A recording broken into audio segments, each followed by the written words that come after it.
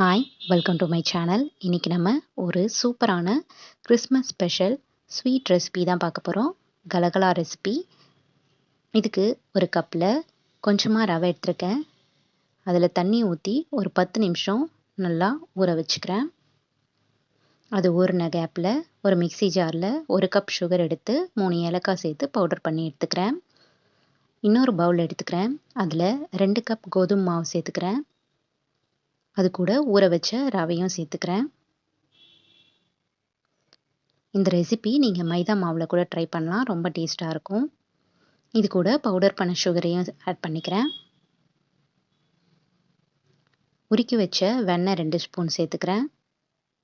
ஒரு 4 ஸ்பூன் காய்ச்சின பால் சேர்த்துக்கிறேன். நல்லா பிசைஞ்சிக்கலாம், சப்பாத்தி மாவு மாதிரி. கொஞ்சமாக பேக்கிங் சோடாவும் சேர்த்து நல்லா பிசைஞ்சு வச்சுக்கிறேன். இப்போ ஸ்டவ் பற்ற வச்சு ஒரு கடாய் வச்சுக்கோங்க.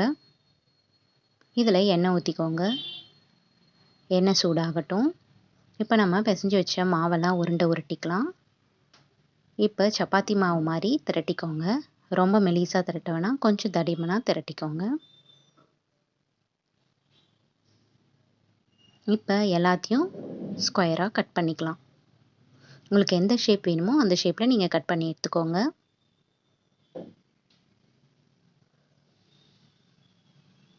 கட் பண்ண எல்லாத்தையும் தட்டில் ஆற வச்சுக்கலாம்.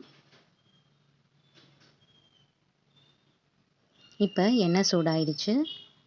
நம்ம கட் பண்ண பீசஸ் எல்லாத்தையும் எண்ணெயில் போட்டு ஃப்ரை பண்ணிக்கலாம்.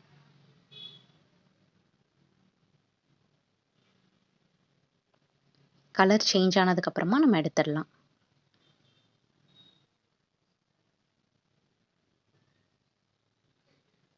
அவ்வளோதான், நம்ம ஸ்வீட் ரெசிபி ரெடி ஆயிடுச்சு. இதை மேலே பவுடர் பண்ண சுகரை நான் சேர்த்துக்கிறேன். சேர்த்து நல்லா கலந்து விட்டுக்கிறேன்.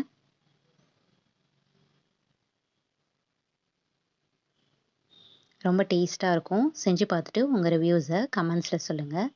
இது போன்ற வீடியோஸ்க்கு நம்ம சேனலை சப்ஸ்கிரைப் பண்ணிக்கோங்க. தேங்க்ஸ் ஃபார் வாட்சிங்.